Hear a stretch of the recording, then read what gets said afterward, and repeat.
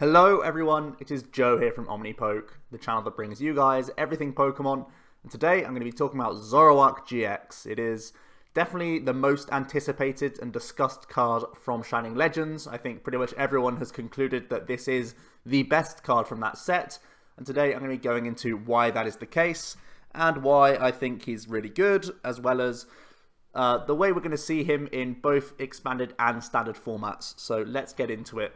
First of all, a quick note on the contents. So first of all, we'll go over the card, what it actually does, why it's good. We're going to see how it compares to some of the other draw engine style cards and some of the other attackers available. Then we'll have a look at it in two different aspects in this video. Firstly, how does it work as an attacking option? Is it good enough in expanded? Is it good enough in standard? And the different ways we can try and play him as a main attacker.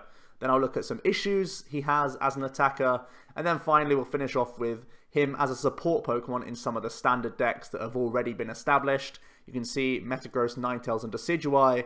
I'll be providing lists for each of those decks with Zoroark GX included as a support role rather than just a main attacker. So I'll be talking about him in all different aspects in this video, so hopefully you can all enjoy. So this is the card, Zoroark GX. You can see on the far left of your screen. He is a 210 HP GX Stage 1 that's a Dark type, weakness to Fighting and resistance to Psychic, with a 2 retreat cost. These are all some pretty nice things. 210 HP is a good number. We've seen it on a lot of different Stage 1 GXs. It's quite common.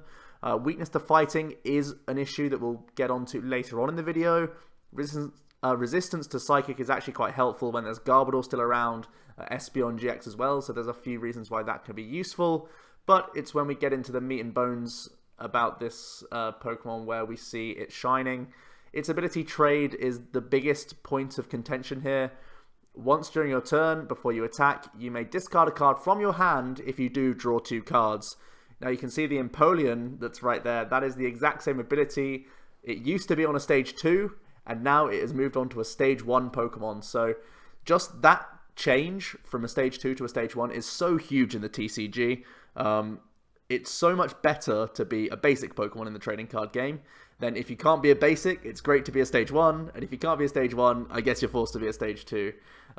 So there's so many benefits to not being a Stage 2 in the game that having this same exact ability on something that's much easier to get out, for much less deck slots, much quicker in the game as well, it's just incredible. So Empoleon's this card that I really loved way back when, and I tried to build decks with him, and lots of people tried to build decks around him, just because you get so much hand advantage via that ability that it didn't matter that he's a Stage 2, and he comes with all these issues because you just have so much hand advantage, and that's kind of the thing that we have with Zoroark here, except there's way less disadvantages now that he's a Stage 1. It's just very easy to get him out, and especially in this format where we have Bridget, you can get multiple Zoruas down very easily, and then you just simply have to start plonking them on the following turn, and you can start getting your abilities off and really benefiting from this ability. Can't stress how good this ability really is. You're doing multiple things all at once in this ability. You're thinning bad cards that are currently in your hand, putting them in the discard pile, so later on, if you get End, you're never going to see those cards again because you've got rid of them. Additionally, there are certain decks that like having other things in the discard pile. Sometimes it's Pokemon, sometimes it's energy. There's synergy here that we can get from discarding things from the hand. We all know that Battle Compressor is one of the strongest one of the strongest cards in some decks in Expanded, because putting things in the discard pile can actually help synergy. It can get Blacksmith activation, Dark Patch activation, it can get Night Marches in the discard pile. It can do so much stuff, so he really is helpful. This ability is amazing. Then, on top of all that, he has 2 attacks. Righteous Beating is, for a double Colorless Energy, a very good option. Very similar to Circle Circuit Raichu that you can see in the middle of your screen. It does 20 times the amount of Pokemon you have in play. So in fact, it's actually better than Raichu, which we have seen previously as an attacker in the format. So you get the extra base 20 because he includes himself because it's in play rather than just on the bench. So with a full bench of 5, you can deal 120 for a double Colorless Energy. That's 2-shotting everything other than Metagross, I guess, without damage modifiers. And when you start putting Choice Bands on top, it can do even more work as well. So very good numbers for just a double Colorless. It's just a really nice stable attack that you can have throughout the game for just one attachment. It also has Trickster GX for 2 Dark Energy. Choose one of your opponent's Pokemon's attacks and use it as this attack. You can indeed also choose opponent's GX attacks as well, so bear that in mind. There are some GX attacks that you may want to copy yourself, but in general you can just copy big powerful attacks from the opponent for a relatively cheap cost. Think about things like Volcanion decks and copying things like a Ho-Oh GX attack for just 2 Dark compared to a Ho-Oh which has to power up 4 energy to itself. It doesn't seem fair really at times, so even the GX attack is a good option. And that's something that we've seen on the black and white Zoroark, in fact. It's a bit of a downgrade because you're spending 2 physical energy rather than a double colourless from the old Zoroark, but I think it's fair to say that this is still a very good GX attack. And if you're being at your most optimistic, I have to compare this card to Tapu Lele, because whenever you'll see Zoroark in play, it'll be in the deck for its ability. There's no two ways about it. You're playing Zoroark because its ability gives you such an advantage, but its attacks are also icing on the cake, and that's, you know, why we see Tapu Lele. Lele is played for Wonder Tag, but we all know that Energy Drive is a constant threat and an option, and I'm sure you've all announced Energy Drive numerous times, because you can, and it's simply text on the card. And even Tapu Cure's found its way into things like Metagross as being like a really good GX attack option. So Zoroark feels very similar in that his ability is insane, but he also has extra text on him that makes him even more relevant. Whereas, like, if you compare him to things like Octillery, which we'll do later on in a moment, we'll see that Octillery is simply a bench sitter, and you never want him in your active position. You never want him doing anything but the ability. But Zoroark has more relevant text on him that can help you out in random spots. So that's one reason why Zoroark is just so insane. So let's look at some other Zoroarks down the lines. I've just showed you the black and white one. He features again on this slide. Zoroark's been very, very lucky in the TCG. A lot of the cards that have been printed for Zoroark have been viable, and there's even good pre-evolutions as well. So in Expanded, you can play a combination of Zoroark, and you can maybe go for the foul play Zoroark in your deck, because, again, just like the GX attack, you're doing it for a DCE now, and you can choose one of your opponent's attacks and use it as this attack. It's exactly the same as the Mimikyu, almost, and we've seen Mimikyu see play recently in some of the Garbodor, Necrozma, D-Valley box lists, and it could, again, be a really nice one-of in Zoroark lists in Expanded, so bear that in mind. In Standard, you could start playing some stand-in Zoroarks. We've seen Zoroark and Zoroark Break feature in archetypes this season with the Foxy Drampa lists, and the ability, again, is very nice. Stand-in really helps out your board and makes you not worried about your bench so much, because you can just stand in at any time for freedom of movement.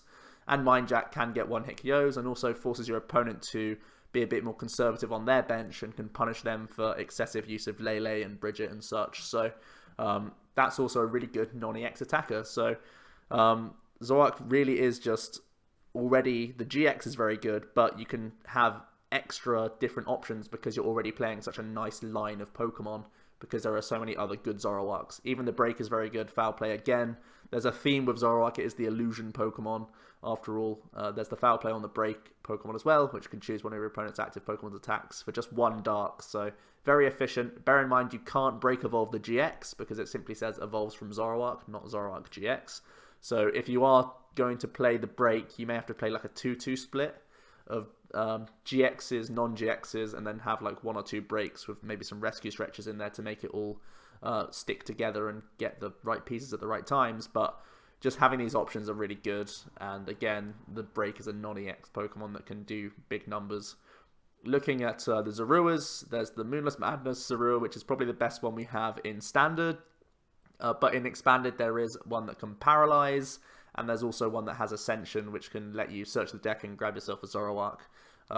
So you can pretty much like protect your attachments almost with Zorua, and Dark Energies are actually much more viable in Expanded because you'll play Dark Patch, or you're likely to play some capacity of Dark Patch, so it's likely that you'll manually attach Dark Energies to Zoruas, whereas like in Standard it's much more likely that you'll just be playing DCE or DCE plus other energy. So yeah, Ascension's a good option against like Seismitoad and Trevenant and stuff like that. You guarantee that you can get set up because Ascension is just a great way of finding your Zoroark pieces, and just you can get going. So yeah, it's just been a really good card traditionally, so being able to merge these in with the new Zoroark is just a really good trait as well to have.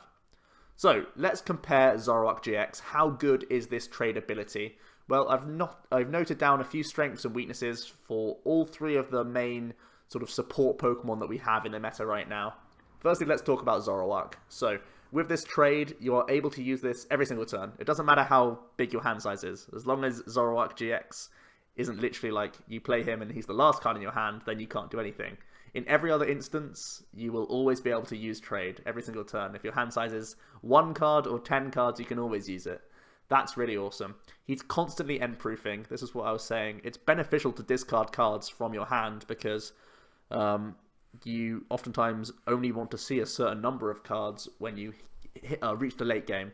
Typically, you're looking for things like Guzma and energy cards and other stuff like that to finish off your game. Whereas things like Bridget, if you play 2 copies, you always get rid of your other copy. You start getting rid of excess cards that you have just to get set up in the first place. And once you've got set up, you don't need them anymore. So you can start getting rid of them. And as you start taking prizes, you can even start discarding your ends and stuff like that. So not only are you preparing yourself for when an end actually comes, it means every single turn you're able to thin 1 or 2 cards from your hand that you never want to see again. So when the end actually comes, even if you are going down to a very low hand size, which of course you can top up back on your turn with trades themselves, but you've already, discarded maybe 5 or 6 dead draws that you wouldn't have want to have seen anyway. So it's like a hidden benefit that you're end proofing throughout the game rather than just on the turn you physically get hit with the N. Also, there's synergy with discarding at times. I've said there that it can be beneficial. Think about things like Darkrai GX. It wants to get itself and a Dark Energy into the discard pile. Think about Blacksmith combos. Think about Night March. All these sorts of things would rather be in the discard, so then you can interact with them. So having things in the discard pile sometimes can be helpful, and this is a new way of activating and discarding from hand. Typically at the moment we only really have Ultra Ball and Sycamore in Standard. There's plenty more options in Expanded, but yeah, in Standard we are thin on the ground. I've even seen some Metagross lists playing Sophocles, for example. So yeah, having Zoroark is a real nice addition for that sort of card pool of cards that can discard, which is awesome. Zoroark is also stackable. If you have 2 Zoroark GX in play, you can draw. You can use trade twice, 1 for each of them. So you can draw 4 cards that turn without using a supporter. And if you have 3 in play, you can draw 6 cards. And if you have 4 in play, I'm only talking about Expanded at this point, you can draw 8 cards. Drawing 8 without the use of a supporter is insane. That's more powerful than a Professor Sycamore. Of course, you have to discard cards in the process, but if we are talking about Expanded, it's for free most of the time because you have Execute anyway. So yeah, stackable Zoroark abilities is really awesome, and that's something that you don't see from Octillery or Oranguru. Typically, even if you have 2 Octillery set up, you'll only really likely to get like 3 draws off of the first one. Then if you happen to draw into another card that you can insta-play, you can draw 1 more off your second Octillery. And similar story for Oranguru. If you have multiple of those on the bench, you're really only ever getting like 1 Instruct for 2 cards and 1 Instruct for 1 card. Whereas Zoroark is always getting full value per Zoroark on the board. And as I've said, he is an attacking threat. Just for a single DCE, he can put in work. He can constantly 2-shot things and keep pressure on the board. So he fills a bench slot much more efficiently than the Octillery and the Oranguru because he can also get involved in the fighting and tank hits as well, because 210 is a decent number of HP to just sort of take a hit, take a 2-shot and carry on with the game. So unlike Octillery or Oranguru, they're physically a bench space that just sits there all game. Zoroark can join the action, which is very cool. Couple of weaknesses: you're quote-unquote only drawing 2 cards per Zoroark. That's potentially much lower draw than you could get from Octillery on certain turns. But at the same time, you can do it at any hand size, so you can dig further in the deck, even post like Sycamore, which isn't always the case with Octillery. So I say it's a weakness. I really don't think it is a weakness. And the other real downside is that this is a 2-prize Pokemon rather than a stage 1. So if people target the draw engine, they're not only hurting our own draw power, but they're also taking 2 prizes in the process. So unlike Octillery, where they would be skewing their own prize trade to stop our draw engine, now they can keep up in the prize race whilst also stopping our draw engine. So that's a genuine concern for Zoroark. If there are plenty of decks that hit 210 like very, very easily. Potentially that's where it's better to shift towards artillery, because Zoroark just becomes a liability that they'll target down regardless and keep up in the race. Whereas it's very rare that you'll see your opponent targeting down things like artillery unless it's very early in the game, because it skews their own prize trade, and that really sucks to force yourself into 7 prizes. But yeah. So strengths of artillery, you're end-proofing yourself, obviously. Drawing up to 5 is a decent hand size to get yourself out of bad spots. And throughout the game, you can get little bonuses here and there if you're using Ultra Balls and lowering your hand size. Weaknesses, it's only live when you have less than 5 cards. So like I've said, Zoroark is usable every single turn. If your hand size is already 10 because you've been trading plenty of times earlier and your opponent hasn't hit you with an N, you can keep drawing. You draw for your turn into 11 card hand, then you can snowball into like 15 card hands. It's quite simple, really. So yeah, artillery is only live at certain points. Similar for Oranguru, he's only live at less than 3 cards, quite obviously. He does help towards end-proofing, but not quite ideal. Only 3 cards. 3 cards is the magic number to activate Ultra Ball, which gets you Lele to hopefully end the game. That's the idea of Oranguru, but it's still not like a guaranteed way of getting yourself out of an N to finish off the game.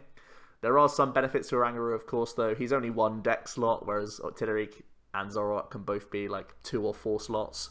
And Oranguru is so easily set up. You can use your only Ultra Ball or your only Lele in your hand to grab Bridget very greedily, because you can go for Oranguru if you can lower your hand size enough and rely on him to instruct you into a new supporter for the following turn, which you can't really do with Artillery or Zoroark unless you already have the physical Artillery or Zoroark also in your hand, and you have to hope that the lower form, the Remoraid or the Zorua, can survive that turn, and then you can like evolve into them and hope to draw out in that regard. So Oranguru is like easily found on the bench from turn 1, which obviously isn't the case for these evolution Pokemon.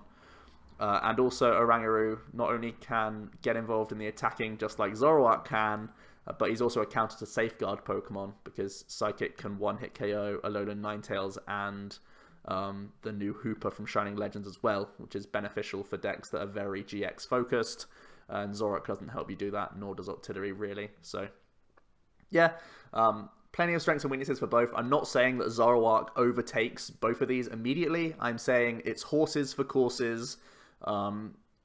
You know, there will be times when Zoroark's better. There will be times when you only have space for Oranguru. There'll be times when Artillery is preferred because you don't actually have many cards you want to discard from your hand or deck overall. So I'm not saying Zoroark's like bread and butter over all these guys. I'm saying he's a new card in the discussion to start testing with when we start looking at decks. So let's have a look now. We've said his ability is amazing. We all can agree on that part. Now let's see how he is in Expanded as an attacker. And I gotta say, he is very, very impressive. The raw output with a Skyfield in play becomes 180 damage for a double colorless energy. That is absolutely absurd. It's really, really good damage. You can buff this with a choice band as well to go up to 210. So just really incredible numbers for a DCE. Trade becomes even better than it is in Standard, because you can do it for free constantly with Execute, and Execute also doubles up as a means of getting onto the bench if it has to act as an extra 20 damage when Skyfield's around. So like for example, if your opponent has gusted Skyfield away with a Field Blower, you have to get rid of some Pokemon, but on the turn that you get Skyfield back, put it back into play, which is quite likely because you have so many draws with trade, you can then, if you still can't find many basic Pokemon, you can still just propagate everything to the hand and put them all onto your board to, you know, add up the damage for Zoroark. So Execute really has amazing synergy with Zoroark overall. Dark Patch is also pretty cool. It can lesser your reliance on double colorless energy as an attacker, and also it means that the GX attack becomes a very viable one, a very strong one. So I think you'd only really play like 1 or 2 Dark Patch. I'm envisioning if you play like straight Zoroark GX, you'll be playing like puzzles. So you may even need 1 Dark Patch in the deck, but it could be enough to get you there. So that's pretty cool. Hex Maniac's a big one, and other disruption type supporters, because you have so much draw power from Zoroark. Bear in mind, in Expanded, I'm essentially like, basically think of a Raichu deck where you're just going to play like 4 Zoroark, lots of Executes, lots of Shaymins, lots of Lele's, maybe different tech Pokemon that can go on your bench like Sudowoodo and such. bear in mind Sudowoodo absolutely destroys Zoroark. But yeah, just imagine all of those things. So you're a Raichu deck that can now draw like 6 to 8 cards every turn just by having your stage 1s on the board. So with that much draw power internally, it means that you can end your turn on things like Hex Maniacs much more often and not be punished for it. So that's really cool. And using Ability Lock is, or using Hex Maniac at the end of your turn is so good against so many matchups in Expanded. So yeah, that's really awesome. And just in general, you can see the Chorus, the Computer Search. These are just big consistency cards. So it's really easy to get multiple stage 1 set up and Expanded, even more so than it is in Standard. So that's incredible. Even Scoop Up Cyclone's a really great option, I would think, for Zoroark in Expanded, because you have puzzles, so you can recycle it quite nicely. And also, your tankiness of a 210 HP Pokemon for just 1 attachment is really, really amazing. You can just get a 1-hit KO. They can't respond, especially if you Hex them. So many decks can't respond if you play a Hex. Then you Scoop Up Cyclone your dude back up, bring up a new Zoroark, reattach the DCE, rebench your Zoroark pieces, get more trades as well. You can even trade, then Scoop Up Cyclone, then replay the Zoroark and trade again for even more hand advantage in that turn. So it's just really crazy combos and Expanded. Everyone knows that the deck's going to be nuts, but I'm pretty sure Sudowoodo becomes like a staple in a lot more decks as a response to Zoroark, but there we go. If people don't play Sudowoodo, this deck will just be absolutely absurd in my opinion. And if you play Lycanroc, it means you can just target down Sudowoodo anyway and just deal with them quickly. So yeah, Zoroark is pretty nuts as an attacker in Expanded. A few partners, like I was saying, you need to fill the bench with something. A couple of the things that I've been thinking of really going to be Lycanroc and Crobat as my 2 big contenders. Having type coverage for mirror matches and Turbo Darkrai is nice if you have fighting typing and you just play 4 DC, 4 strong energy. You also obviously gain Bloodthirsty Eyes, which is another insane ability, allowing you to access your opponent's bench every single turn, which is going to be really cool. It makes sure that you're actually hitting these 180s and 210s on the right Pokemon each turn, making sure you're taking 2 prizes as aggressively as possible.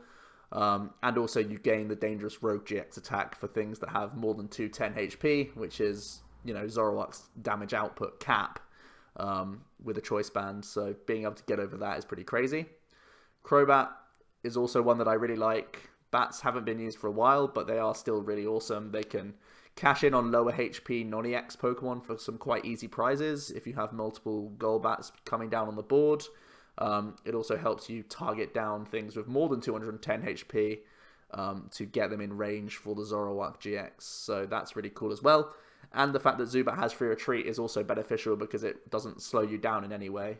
You'll never get your early game stuck. Basically, you have 8 good leads now if you play 4 Zubat, 4 Zorua, and that's really beneficial for your turn 1 attacks. So, oh sorry, I should say turn 2 attacks. So there you go. Crobat could also be a really cool one. I think both are very viable, and I really like the bats actually. I think they're probably the one I would try and go for. Maybe it's a lot of deck slots. I've not really theoried out a list just yet, but having bats in there with so much draw power I think makes so much sense because you can have control over so many things, and if you can get multiple Golbats down in turns, it can just be so deadly for lots of different archetypes like Night March, other evolution decks and such. So there you go. That's a couple of partners. There's plenty more in Expanded. I'm not going to go into all of them, but these are the ones that really jumped out to me as being really nice partners for Zoroark. Let me take a quick swig of water here. As we move into Standard. Now, Standard, as an attacker, he is far less impressive, I'll be honest. Zoroark's output now is 120. If you add on the choice band, he goes to 150. Still not one-shotting anything, really. So you probably are reliant on the likes of Professor Kukui each turn to try and hit 170. And if you have the new stadium, I think it's Desolate Wasteland, I think it's called. It does 10 more for dark Pokemon. You could also use the Reverse Valley, but that gives minus 10 to metals. So you wouldn't get the plus 10 against metals, so you may as well just play the Decaying Wasteland instead. So you can hit 180, technically, for a DCE with the Zoroark, so that's potentially good.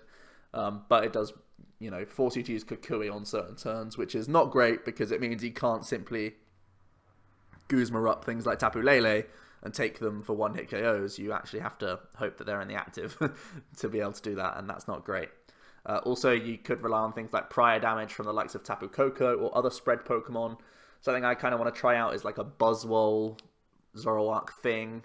It's actually not a deck that I talk about much, but it'll be one that I profile fairly soon when Crimson Invasion comes out, because Buzzwole's a card that I really like, and I think combining him with Zoroark could be cool because you have good early aggression with Buzzwole. You can add in the Devolve package, you can set things up for KOs with the Zoroark later on, and just having a nice draw engine for the late game is going to be cool. So potentially something like Koko definitely goes into early Zoroark builds because you're already playing DCE, but you could try out other spread Pokemon like the Latios, the Buzzwole, all sorts of things like that. So yeah, food for thought really. So let's start looking into some of the ways we could play Zoroark in Standard as a main attacker. The first one is going to be like a straight build of Zoroark. Just how we've seen straight Golisopod see play, Zoroark could try and do the same thing with Acerolas and Scoop Ups, simply because he has the same HP as Golisopod, and he is also being able to hit 120 for just one energy attachment that you can keep replaying. The differences between straight Golisopod and straight Zoroark, however, is that you have a draw engine inherently in your own list, which is just insane. Obviously, there are other differences. Straight Golisopod has a good matchup against Greninja, whereas straight Zoroark won't. And straight Zoroark also has effectively 30 HP less against Guardy, because you feed them an extra 30 damage for the DCE that's attached to you, compared to just the grass energy. So there's a bunch of reasons why it's potentially worse than straight Golisopod. But in a very simple concept, you're Golisopod with a draw engine, and that's insane. We know that straight pod oftentimes plays Octillery. Well, now you don't need to. You can keep those slots for other things, other cool tech cards. And Zoroark himself will be the draw engine throughout the game, which is pretty nuts. So I think straight Zoroark's one I want to check out. When you have so much draw power through trade, you can try using things like puzzles. You can try using hammers as well. That's something that's not being utilized enough in Standard right now, I don't think. We've seen enhanced hammers start creeping into Greninja and Volcanion lists. How about a much more focused hammer list with Zoroark, because we have puzzles available, which are actually really viable when you have trade on your side, and also because you can draw like 4 to 6 cards pre-supporter every turn, you can dig into these hammers very effectively and deplete your opponent's board state. So I think almost like a Sylveon style approach, you could go for that with Zoroark. I think that would be very cool. So I think if you're going for like a 4-4 line of Zoroark GX, you can either go for the Acerola Scoop Up, maybe even like Muscle Dumbbells route, where you're trying to tank every turn and just go for 2 shots. Now you have a nice draw engine to fall back on. Or you could go for a disruption style with puzzles and hammers to really reset your opponent's approach and just try and 2-shot through everything. I think it could be good. There are definitely issues there, especially things like Garbodor could be an issue just because they shut you down, and there are plenty of decks that hit 210. One of the reasons why I don't like straight Golisopod is because it loses to things that can hit 210, just quite simply. But that's why we mainly see Golisopod combined with Garbodor. Garbodor shuts off things like Vikavolt, so Vikabulu's a winnable matchup. It shuts down Guardy, so it can't Secret Spring into enough energy to one-hit KO you a lot of the time, and all that good stuff. Zoroark can't do that. It would need to, you're playing Zoroark for its ability. I've said this a million times, so you can't really play Zoroark Garb. That just doesn't make sense. So it potentially is worse. I personally don't like straight Golisopod, and for similar reasons, I don't think straight Zoroark will work, but potentially with enough hammers, it could still work. So it's one I need to try out. Next up is going to be Foxy Drampa. This is a previously known archetype, of course. It did mainly pop up as a sort of counter deck to Espeon Garb and Drampa Garb, of course. Those decks are still around, but now we have other decks in the format which we don't really have as much of a good matchup against, which is sort of worrying. Drampa, however, does offer a really nice GX attack in the early game. Obviously, our draw power comes from a stage 1, and sometimes you can't even get to that stage because you've started with a bad hand. Well, now you can have Big Wheel to get yourself into a strong hand size very early on, and then you can have trade to fall back on late game to end-proof yourself. And Drampa himself is a much better attacker than Zoroark is, because Berserk is much more consistent at getting to 180. You don't need the Kukui in there to hit that number, you just need the Choice Band. So he is a tried and trusted attacker. My only concerns with a Foxy Drampa list coming back into the game would mainly be that it's all weak to fighting. Obviously, Drampa can Berserk to KO a Gallade in response, but there are other fighting Pokemon that we have to be concerned about, especially if Buzzwold comes out and is a powerful archetype, which I think it will be. And also, in my eyes, this just feels like a worse Drampa Garbodor. Garb is so strong in the meta right now, it shuts down so many ability-focused decks, and if you're going to be greedy and just trying to improve your hand size by going for trades every turn, sure, you end-proof yourself, sure, it lets you go more aggressive with Drampa in the early turns without being punished, but many other decks will get set up more consistently, and they will be able to get out of ends much more consistently as well, because they'll have much more outs in their deck when they have their abilities online. So, in my opinion, probably just a worse version of Drampa Garb, even with such great draw power. Another option is going to be Darkrai GX. This is one I quite like. I really like Dead End GX. We've seen how powerful it is in Expanded. I think in Standard, once we gain Nihilego GX, it could once again become a threat. That GX attack can one-hit KO anything, and that's very strong. It also helps increase the damage output of the Zoroark himself. As I said, you may need to play things like the Stadium to hit 180. Well, if you're already playing Nihilego to improve Darkrai GX's GX attack, you could also throw in an extra one just to allow you to hit 180 on certain turns with the Zoroark himself. You already have stand-in as well, so you don't have to worry about confusing your own dudes. You can just stand in afterwards and get out of that status. And also Trade just has great synergy with Darkrai. You can physically put those in the discard pile, and you can put Dark Energies in the discard pile quite happily, because then you can just get Darkrai on the board and attach an energy to him, and then continue to attach to him to start attacking.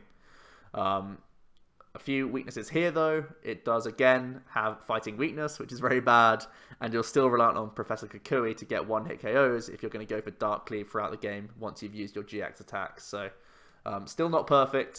Similar numbers, really, Dark Cleave and the Zoroark's attack. So, there's not too much benefit here, other than the synergy with Trade more than anything else.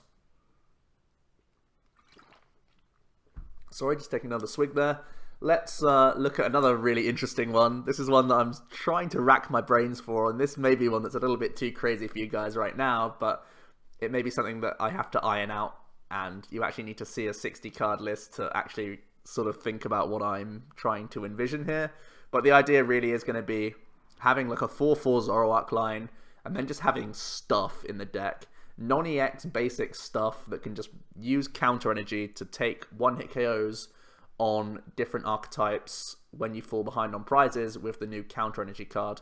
Counter energy really is one of my favorite cards from Crimson Invasion. I think it's so creative and can really reward good deck building, and I want to be the guy who makes the list that makes counter energy work, because I think it's just so cool if it does come off. The idea would be you have Trade to actually make all these like one-of Pokemon work, and you'll have like rescue stretchers and puzzles and counter energies thrown in here alongside DCE. Zoroark throughout the game will just be trying to go for 2-hit KOs and such, but you have the added threats of non-EX Pokemon that can take one hits whenever you fall behind on prizes. So if ever your opponent starts getting ahead of Zoroark just going for 2 hits throughout the game, they're going to get instantly punished by things like Cobalion, which can one-hit KO Guardy very easily. Keldeo can one-hit Volcanion very easily. Mimikyu can KO things like Ho-Oh and Turtonator and lots of other Pokemon that have large attacks with things like Choice Band on top. Sudowoodo can do the same, but he also has weakness. So Sudowoodo can respond on things like Zoroark with a Watch and Learn and on things like Darkrai. So these are just a handful of really cool non-EXs that can take one-hit KOs against relevant Pokemon in the meta. And I think it's going to be really cool to try and build a counter energy list. And I think Zoroark would be the only way to make that possible, because otherwise it will just be way too janky. For any of you who used to play Six Corners back in the day, this is back when Noble Victories had just come out. Six Corners was one of my favorite decks at the time. It was such a cool archetype. There were so many different ways you could play the deck based on every matchup. And I want to try and recreate that sort of approach in the new standard when we get counter energy. So keep an eye out for that list. It will probably be crazy, and hopefully it works out. That's kind of what I'm hoping. But yeah, there are some issues to the counter energy deck, of course. Your opponent can be even on prizes, and you can't really do much about that. And if you're playing just like one counts of all these different attackers, it may be prized, or you may not be able to access it even with trade. These are all issues, and at the moment we only really have these 4 cards. I think there's like 2 or 3 others that I'm thinking of for counter energy, but there really isn't a huge card pool available to us, so naturally you can't counter, quote unquote, every single archetype in the format. There'll be things that slip through the cracks, and then ultimately you'll just be like a stage 1 deck that takes 2 hit KOs and everything, and you just have to hope that 210 HP is enough to tank, and in some cases that won't be possible. So yeah, I really want the counter Zoroark deck to work. I really hope some people start getting creative with counter energy, because I think it's just such a cool card. But oh man, I've got to save it for the Crimson Invasion video. But yeah, Zoroark counter energy, let's make it happen, boys. Next up is going to be the Devolve deck. This will be the last sort of thing that I try and pair with Zoroark. I tried this on stream just the other day. It's pretty cool. You use things like Weavile, Coco, and then of course the Espeon EX to try and devolve things. I think Coco is definitely like a staple card in Zoroark in Standard, just to help you in the early game, put things into range much more consistently, and if you play the devolve package as well, it can just be really awesome. He's just a really nice card. We've all seen how powerful Coco is, and he fits into lots of different decks. A few issues. The Zoroark himself gets damaged by Weavile if you're going to go for the Rule of Evil approach. Mr. Mime is becoming more and more common in my eyes, and I think when Buzzwole comes out, I think it'll only become more of a staple card in the meta, because you can bridge it out. It will be very consistent to start countering Buzzwole, and I think that will genuinely be necessary. And there's already so many decks using Coco, trying to spread Devolve. Like, that's such a handicap to so many decks. There's so many ways different decks are trying to win against the likes of Metagross and Guardy. They just hope that an Espeon at a certain time can win them the game. And if you're playing Mr. Mime in either of those lists, it can just sort of go haywire for them. Metagross is already decent against Devolve because they have so many max potions. But regardless, Mr. Mime is going to become more popular. So yeah, bear that in mind when you're thinking about Devolve combo decks. And also, Tapu Koko and Weavile hilariously also have fighting weakness, and doesn't really help you in those matchups either. So again, this fighting weakness is potentially going to be an issue. Whoops, I've just gone back a slide. Let's move forward, shall we? Here are the issues overall then, in a concise manner. The fighting weakness is a problem. Not only does Gallade and Buzzwole manage to get one-hit KOs, but it'll be very difficult for you to respond one-hit KO on Gallade and Buzzwole themselves. Unless you're using the counter energy deck, in which case you can use Mimikyu, hint hint, hooray, a winky face and all that good stuff. But yeah, these are common fighting type Pokemon, or at least I think they'll be common. The Gallade is definitely common right now, and Buzzwole could prove to be powerful. I'm hyped on him, Jack's hyped on him, and lots of other people are as well. So this weakness is definitely relevant if you are going to play a full-on Zoroark deck. Espeon, you know, I've just mentioned that Devolve is around. That's still the case. By the way, we're still a Stage 1 Pokemon, so we can be devolved as well, and that would suck. And as I said, in Expanded, everyone's going to play Sudowoodo, because Zoroark is too good in the format if you don't tech against it. But even in Standard, I think Sudowoodo is becoming a more known and used quantity, because he, again, can be useful. So the fact that we're already relying on things like Kukui to hit relevant numbers, that just spells trouble for any deck that will start teching in Sudowoodo into the list, or even Parallel on certain turns. So there we go. Right, so if he's not a good enough attacker, then he must be a supplementary card. So let's think about how we can make the most out of trade. I've mentioned Puzzle a lot today, and I think Mallow is another great way that we can cash in on trade. If you use trade after using a Mallow, you can get, you know, the identical 2 cards that we want, and that's just a really, really neat combo. Discarding 1 from hand to get any 2 cards is a very, very good trade. So yeah, that could be a really good way that we can shift the engine to really make Zoroark shine as much as possible. We've seen Octillery Mallow combos in a few decks, mainly when Versus Seeker was around, people would play Mallow as like a 1 count. But when you have Zoroark to do it so consistently, much more consistently than Octillery, because you can do it at any hand size, this is going to be a really neat combo that you can do. And Puzzle of Time is also a card. I think when Versus Seeker went and rotated, loads of people thought that Puzzle would be like a 4-of staple in every deck. And that was just wild thinking, because it's just not easy to have the combo of both at any time. But that's not to say this is not a very powerful card. And Puzzle is still so super powerful if you get the effect of playing 2 puzzles at once. And when you have trade, you are much more able to access multiple cards. You're much more likely to have a hand size of like, 8 to 10 on certain turns, and then you're much more likely to have both puzzles in your hand.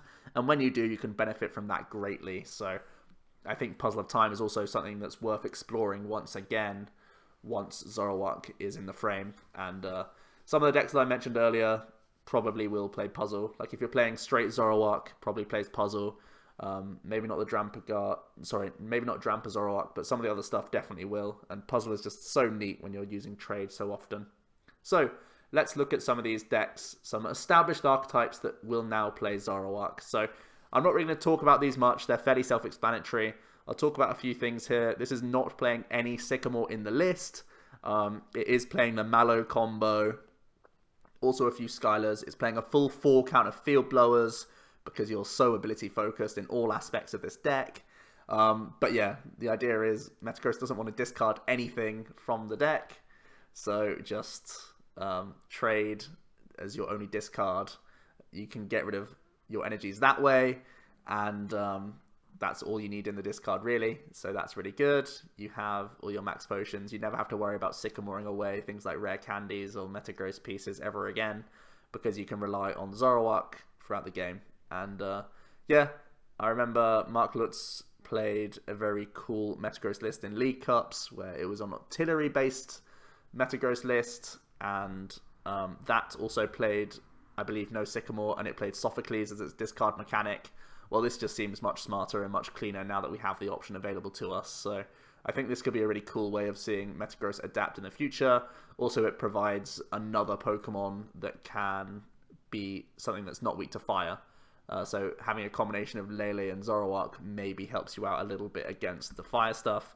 Obviously still a hideous matchup, but it's something to bear in mind. Next up we have Ninetales. I think this is definitely like a straight like-for-like swap. Artillery for Zoroark is quite simple for me, just because Aqua Patch is going to be there. And I'm also playing Kukui already in Ninetales, so you can hit 170 with DC bands and Kukui with Zoroark, so again, he becomes a very good and viable attacker. And again, we're playing Koko for early spreads, and we even have Ice Blade for early damage as well, so you can set up Zoroark to get one hits very easily in a Ninetales deck. So he really fits the bill very nicely. I think the only time I'd consider putting Artillery back in was if we were playing Brooklet Hills, because you can find the Remoraid's much more easily. But we have Beacon regardless, so I think Zoroark is a huge buff to Ninetales. I really think this deck gets pushed even more, because I think it's a much cleaner inclusion than the Artillery ever was. So very happy seeing this, because I'm already a big fan of Ninetales, and this is, in my opinion, a very, very big buff. And finally, Decidueye. This is one I was testing on stream again. One of my viewers sent in a suggestion for the deck, and we sort of doctored it on stream. That was pretty cool. So check out the stream highlights. I think that'll go up maybe tomorrow. Hopefully. So yeah, keep an eye out for that and see how we change the deck around and all that good stuff. It was working quite nicely on stream. When you start getting Zoroarks going, he's very powerful. And Decidueye is another way that you can increase your damage output, because you can Feather Arrow the specific targets he wants to reach one-hit KOs. So that's why you're seeing the double choice band. Decidueye is going to ping some stuff down to try and get those easy knockouts, and that's very cool. I'm also considering trying puzzles in this list, actually, because you can see I'm playing some greedy counts. Like I'm playing 3 Field Blowers.